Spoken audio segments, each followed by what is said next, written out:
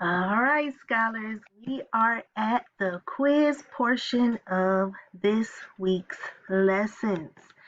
I have to say, I really enjoyed preparing these lessons for you. It was a lot of hard work, but it was fun, and I really hope that you enjoyed using these virtual lessons to learn. So, below this video, I included every anchor chart that you saw in the previous day's videos.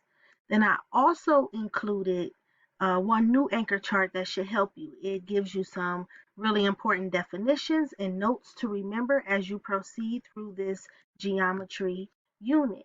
Now make sure, if you need to, you can screenshot, take a picture of those anchor charts so that you can use them at another time, or always just revisit your Google Classroom page. Well, I know that you guys are going to rock this out. I truly feel that. And I want you to make sure you take your time to look at every single anchor chart before you begin your quiz. Really, really smart scholars always do a little review before they take a test or quiz. So that's my time. Like I said, I hope you really enjoyed it and rock it out. You got this.